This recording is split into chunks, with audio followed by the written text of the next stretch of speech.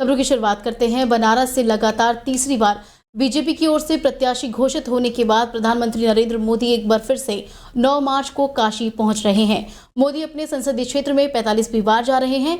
इस दौरान वो बीजेपी के प्रदेश, क्षेत्र, जिला और महानगर के साथ ही पन्ना प्रमुखों से भी फीडबैक ले सकते हैं। 10 मार्च को पीएम मोदी BLW हेलीपैड से आजमगढ़ के लिए रवाना होंगे। हालांकि अभी तक उनकी जनसभा का प्रोग्राम निर्धारित नहीं किया गया है, लेकिन दौरे के दौरान वो लोगों से मुलाकात कर सकते हैं। पीएम मोदी के बनारस आगमन की सूचना के बाद प्रशासन पूरी तरह से अलर्ट हो गया है और तैयारियों को अंतरिम रूप भी दे दिया जा रहा है। सुरक्षा के पुख्ता इंतजाम भी किए गए हैं। उत्तर प्रदेश के आगरा में आज बीजेपी अनुसूचित वर्ग महासम्मेलन का आयोजन किया गया। ये महासम्मेलन कोठी मीना बाजार के मैदान में हुआ। इस कार्यक्रम में बीजेपी के राष्ट्रीय अध्यक्ष जेपी नड्डा, सूबे के मुखिया योगी आदित्यनाथ शामिल हुए। बीजेपी अध्यक्ष जेपी नड्डा ने रामनगर पुलिया पर अंबेडकर प्रतिमा पर माल्यार्पण किया। इसके बाद वो मंच पर पहुंचे। इस मौके पर बीजेपी अध्यक्ष जेपी नड्डा ने कहा कि राजनीतिक पार्टियों ने दलित, वंचित, शोषितों को सिर्फ वोट बैंक की दृष्टि से देखा है, उनका उपयोग किया है। जब हम लोग सत्ता के कहीं आसपास नहीं थे, तब भी लोगों ने ये कहा था कि जब समाज के अंतरिम पायदान पर खड़े व्यक्ति का विकास नहीं होगा, तब तक समाज आगे नहीं बढ़ेगा। अभी योगी जी ने चर्चा की, अगर हम राम के दर्शन के लिए अयोध्या जाएंगे तो सबसे पहले हमको वाल्मीकि इंटरनेशनल एयरपोर्ट का दर्शन होगा, तब हम जाकर के रामलला के दर्शन करेंगे। यानी समाज में महर्षि वाल्मीकि जी का स्थान, भगवान वाल्मीकि जी का स्थान, उसको भी अगर सही दृष्टि से रखने का काम किया तो योगी जी ने प्रस्ताव भेजा था और माननीय प्रधानमंत्री जी ने महर्षि वाल्मीकि इंटरनेशनल एयरपोर्ट बना करके अयोध्या में विराजमान किया है। यह भी हम सब लोगों ने देखा है। भगवान राम को हम सबके साथ संवाद बनाने वाले कोई एक त्रिकालदर्शी ऋषि थे, तो उनका नाम था महर्षि वाल्मीकि।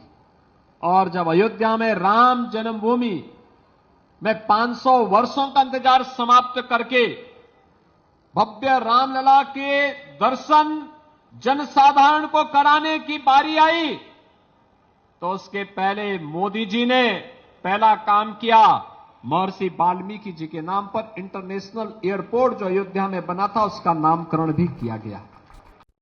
एनसीआर में हिंडन नदी का सौंदर्यीकरण किया जाएगा। इसके लिए गुरुवार को एनजीटी न्यायमूर्ति डॉक्टर अफरोज अहमद की अध्यक्षता में नोएडा प्राधिकरण के सेक्टर 6 स्थित सभागार में बैठक हुई। इस दौरान उन्होंने हिंडन नदी को लेकर अपनी चिंता जाहिर की है। उन्होंने हिंडन नदी को बहुत ही महत्वपूर्ण और ऐतिहासिक नदी बताया है। इसका सौंदर्यीकरण किया जाएगा।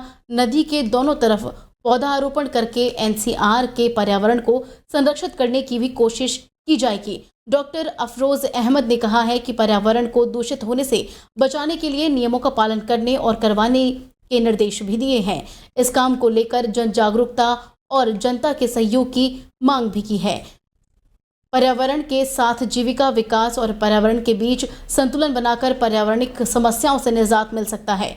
इस अवसर पर इन्होंने एनजीटी में दायर विभिन्न मामलों पर चल रहे मुकदमों में पर्यावरण सुधार के लिए चर्चा की, जिनमें तालाबों के संरक्षण, सभी मुख्य ड्रेन के अंतर्गत शोधन प्रणाली विकसित करने एवं सीवेज शोधक संयंत्र के मानक के अनुरूप संचालित करने के निर्देश भी दिए हैं।